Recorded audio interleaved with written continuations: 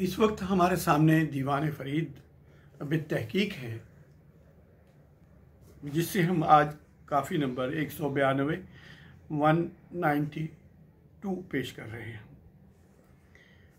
ये भी कुछ लोगों ने गाई है, लेकिन हमने ज़्यादा नहीं सुना और कुछ काफ़ी मुमासिल हो जाती हैं तो पता भी नहीं चलता कि ये गाई जा चुकी है या नहीं। तो इसके 24 मिसरे हैं और 122 इसके अल्फाज हैं। राग इसका भैरवी है और ये बुनियादी तौर पर वही हिज्र फिराक का मामला है और उससे पैदा होने वाली कैफियत और हालात पर मबनी एक गुफ्तगू है जो खालिद साहब ने शायराना अंदाज में की है।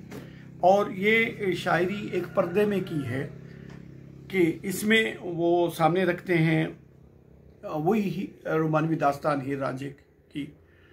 तो जाहिर है कि ये हीर रांझा ही मुराद नहीं होते।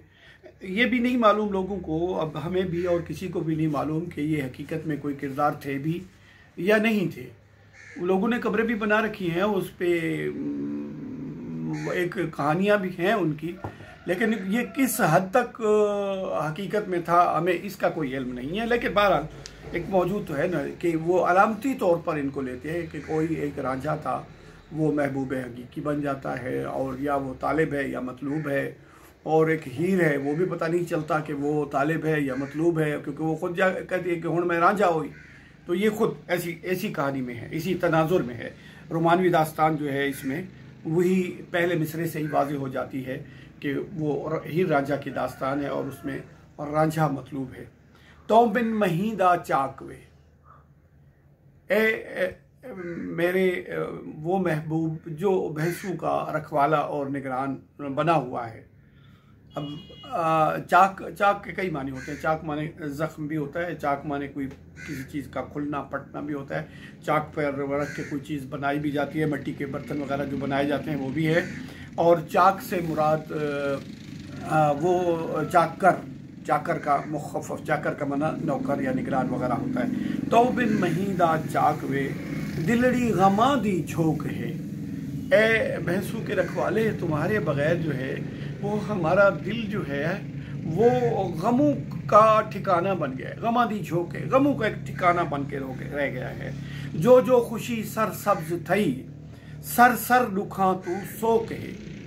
अब जो भी खुशी ने कहीं से भी सर निकाला था तुम्हारी वजह से, तुम्हारे विसाल की वजह से, तुम्हारे कुर्ब की वजह से, और उस लुत्फ से जहाँ से भी कोई खुशी सर सब्ज हुई थी वो सर सर दुखा तू सो कहे, सर सर स्वाद के साथ। और ये सर सर बाद सर सर कहते हैं एक जहरीली हवा को, खिजा की हवा को। और ये इतफाक है कि बाकी नुस्खा जात में किसी ने इसको सीन अड़े सड़ सड़ दुखा तू सो कहे ये लिख दिया।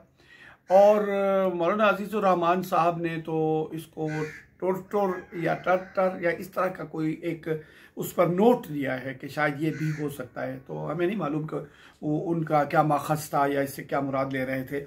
तो हमें जो कुछ तहकीक से मिला है वो सर सर बाद सर सर है, सर सर दुखा तो सो। दुखों की बाद समूम ऐसी चली, जहरीली खिजा की हवा ऐसे चली कि सब कुछ सोख हो गया। सोख कहते हैं खुश्क लकड़ी को। ए महबूब ये सब कुछ खोश हो गया।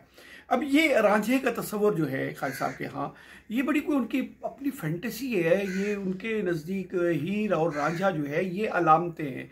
हीर और रांझा, ससी और पुन्नू। जिस तरह ससी जो है वो कुर्बानी की, ईसार की, हक की तलाश की, उसके पीछे भागने की, जद्दोजहद की अलामत के तौर पर उभरती है। वहाँ कोई ससी होगी, कोई पुन्नू भी होगा, उनके दरमियान ये तमाम मामलात भी होंगे, इसी तरह हीर रांझा भी होंगे। लेकिन ख्वाजा साहब उनको एक सिंबॉलिक तौर पे लेते हैं कि वो उनसे मुराद वही नहीं होते, वो कुछ और होता है।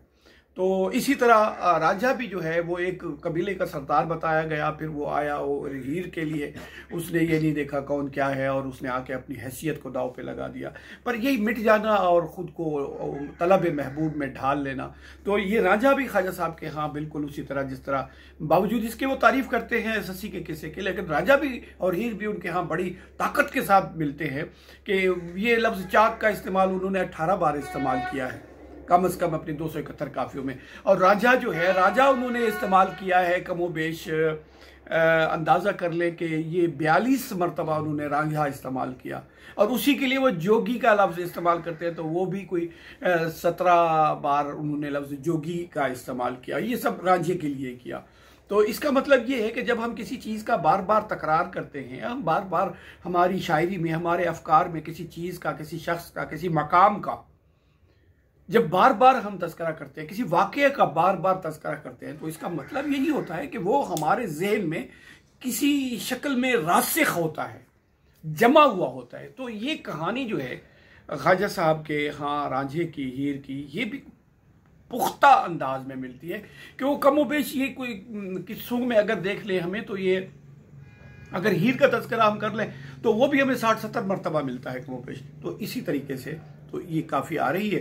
तो थई रीत पत नित घित मुंढू, असलू न टिकसा इत मुंढू, साड़े न सासा नित मुंढू, ए गाल रोक दी रोक है। अब थई रीत पत नित घित मुंढू, अब रीत पत होता है रस्म रिवाज, तौर तरीके, जो कुछ है ये रीत पत है। इतमाद, रीत, रस्म रिवाज, तौर तरीका, ये है रीत पत। और नित गित मुंडू, नित गित का मतलब होता है ये लेना देना, एक दूसरे के साथ कुर्ब, मोहब्बत। और लेना देना पे ये गुस्से में भी हो सकता है, नित गित करना, एक दूसरे के साथ को लेना देना, और मोहब्बत पे भी हो सकता है। असलो न टिकसा इत मुंडू, वो जो कुछ देना आपस में कुर्ब मोहब्बत की जो भी अलामतें थी, रस्म रिवाज था, वो सब जा चुका। और असलो न टिकसा इत मुंडू, तो फिर मेरा यहाँ रहने का जवाब क्या है? मैं यहाँ पर एक लम्हे भर के लिए मुंडू, यानी बुनियाद से मैंने यहाँ रहना ही नहीं है। क्यों? साड़े न सहसा नित मुंडू, यहाँ पर रहने का मतलब तो है नित के ताने और ताने तशने और ये मुझे सहने हैं, तो मैं ये नहीं सहूंगी। ए गाल रोक दी रोक है। अब ये रोक का एक तो मतलब है कि रोक लो, और एक रोक का मतलब होता है नकदा नक्त। जब वो ये कह रहे हैं कि ए गाल रोक दी रोक है, तो मैं ये वाजे कर रहा हूँ, बात बिल्कुल खुली बात कह रहा हूँ कि मुझसे ये नहीं सहा जाता, मैंने नहीं रहना, मुझसे ये नहीं होता। ए गाल रोक दी रोक है। और रल मिल ततीकू तेंदिया, रख वी वैर वेण अलेंदिया। अब ये रल मिल ततीकू, ये सारी हमजोलियाँ हैं जो सब है, वो मिलकर मुझे आके तपाती हैं, मुझे आके और तंग करती हैं। इसको तैंदियाँ पढ़ते हैं लोग, ये तैंदियाँ नहीं है। काफिये में इस तरह का इल्तजाम ज़रूरी है कि उसको हम सौत हो, काफिये का हम सौत, हम वजन भी होना जरूरी होता है, हम सौत होना तो तमाम ज्यादा जरूरी होता है। तो फिर रल मिल ततीकू तेंदिया, रख वेर वैण अलेंदिया। वैण अलावण का मतलब यही है कि ऐसी दुख देने वाली बात करती हैं और बैर रखती हैं दिल में मेरे से। हिकड़िया उलाम भे दे दिया, और मजीद जो हैं, और वो मुझे उलामे देते हैं, ताने देते हैं, तशरीह देती हैं, इल्जामात लगाती हैं मुझ पर तेरे इल्जामात धरती है मुझ पर। हिकड़िया दी नोक ते टोक है। अब जो इर्द गिर्द है वो नोक और टोक में लगे हुए हैं, हर वक्त को कचोके देने में लगे हुए हैं। और रो रो अखी विच प्या चरा, कल मर्दी शाला अज मरा, या वंज बुढ़ा या भोए वड़ा, या यार त्रोड़ संजो के। अब कैफियत बता रहे हैं कि रोते रोते मेरी आंखों में यहाँ पर नालियाँ बन गई हैं। चर कहते हैं, चरी कहते हैं, एक नाली, चरा नालियाँ बन जाना, चरा पड़ जाना, यानी लकीरें बन जाना। और आंखों में मुझे लकीरें बन गई हैं और घाव पड़ गए हैं। सही यही है, आंखों में घाव पड़ गए हैं इधर। और कल मर्दी शाला आज मरा गई, ये कैफियत है। तो फिर जिंदगी का क्या, कल का मरती मैं आज मर जाऊं तो बेहतर है, या वंज बूढ़ा या भोए बड़ा, या कहीं जाके डूब जाऊं मैं, या कहीं जमीन में समा जाऊं। क्यों? गया यार त्रोड़ संजो के, दोस्त ने वो जो आपस का हमारा संजोग था, रब था, राबता था, मोहब्बत थी, जुड़त थी जो हमारी, उसको तोड़ के चला गया, उसने परवाह नहीं की। दुख सूल हार हंडे पड़े। अब क्या हुआ है? अब ये हुआ है कि दुख और सूल जो है, सूल भी तकलीफ, वैसे तो कांटे को कहते हैं, लेकिन ये तकालीफ के मानी में आता है, मुसीबतों के मानी में। दुख और मुसीबतें जो हैं वो मेरे गले का हार बन गई हैं। और हंडेपड़ा का इसको कहते हैं।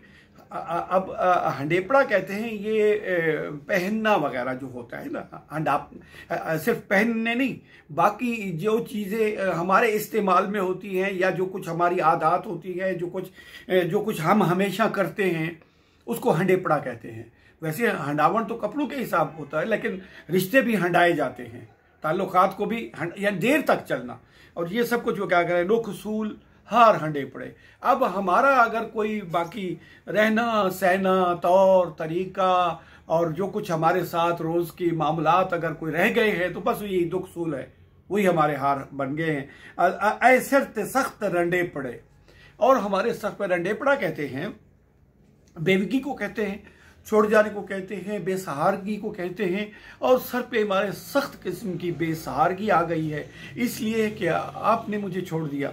और बदबख्त ज़ौफ बूढ़े पड़े, और ये बदबख्त किस्म के ज़ौफ कमजोरियां और बूढ़े पड़े, यानी मेरी सारी ताकत, शान, आन बान, चमक दमक, रौनक जो कुछ भी थी, हर खुशी जो थी, वो तो महबूब आपकी दमघी से थी। जब आपने इस तरफ से मुंह फेर लिया तो फिर क्या गया, बदबख्त ज़ौफ बूढ़े पड़े, कमजोरी आ गई, बुढ़ापा आ गया। हालांकि ये हैरानी की बात यह है कि खाजी साहब की ये सारी शायरी जो है वो 40 साल की उम्र से पहले की है। बाकी के 17 साल में उन्होंने कोई एक शेर भी नहीं कहा। ये हम यकीन की हद तक बात कर रहे हैं, और शायद लोग हो सुनकर हैरान होंगे कि वो बुढ़ापे की बात भी क्या, और कही जाता था रो दिया उमर ने भाई। बीजा एक और जगह पे वो कहते हैं कि डठड़े दंद थे चिटड़े वाल, के दांत भी गिर गए और बाल भी सफ़ेद हो गए। लेकिन ये बात कर उस वक्त रहे जिस वक्त वो पूरी जवानी में थे, यानी 40 साल की उम्र तक की उनकी शायरी है, उनके बाद उनका कुछ नहीं मिलता। लेकिन बात तो एक शायर का, तो ये मसला ये है कि इसका मतलब ये हुआ कि ये कोई अंदर की कैफियत है, ये जिस्मानी हालत या सामने का जो मारूज जो है, जो सामने मौजूद जो है, ये उसकी बात नहीं हो रही। ये मारूज उनके अपने अंदर का है। कोई राजा भी उनके अपने अंदर है, कोई हीर भी उनके अपने अंदर है, पुन्नू भी अपने अंदर है, ससी, मारवी, राजा, मारू, डोला, ये सब उनके अपने अंदर है। और उनसे मुराद ये किरदार जो है ये नहीं है, हैं भी और नहीं भी है। और क्या मिलिया थोक को थोक है।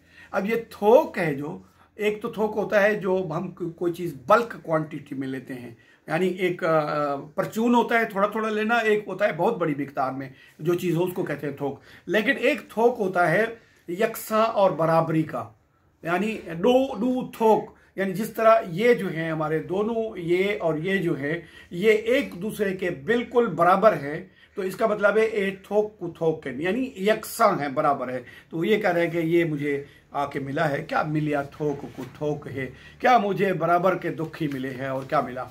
और आखिरी बंद की तरफ जाते हैं, किस्मत फरीद दी थई पुठी, सब कुछ उलट गया, नसीब खुश नसीबी बदनसीबी में तब्दील हो गई, खुशियां गमों में बदल गई, वो जो हर वक्त का ऐश व नैम था वो सब मुसीबतों में ढल गया। किस्मत फरीद दी थी पठी पुठी, या रोल सांवल दे पुठी। अब ये कमाल है, ये एक ही लफ्ज को काफिये में दो मानों में इस्तेमाल करना। एक तो है उलट जाना, और पुट्ठी देना का मतलब होता है पुष्ट करके चला जाना, वो भी उसी में, लेकिन जुबान में इसका इस्तेमाल और है। क्या रोल सांवल दे पुठी, वो पुष्ट करके चला गया, उसने मुंह फेर लिया और हमें पुष्ट दिखा के चला गया वो। तो चिटड़े पधरते मैं लुटी, खुश वसदा सारा लोग है। एक मैदान पे आले लेला, ये भी नहीं कि वो मुझे ये नहीं, मैं मकसद पूरी दुनिया में बसते हुए मुझे सामने से लूट लिया, मैं लुट गई, मेरा सब कुछ लुट गया। तो इस तरीके से वो कह रहे हैं बाकी दुनिया तो सारी खुश है। तो ख्वाजा फरीद की ये काफ़ी 192 जो है इख्तिताम को पहुँचती है। देखिएगा, अगर ये सब कुछ आपको पसंद आए तो इसे सब्सक्राइब करके घंटी का बटन दबा दीजिएगा, ताकि जो ही हम यहाँ से कोई काफ़ी भेजें उसकी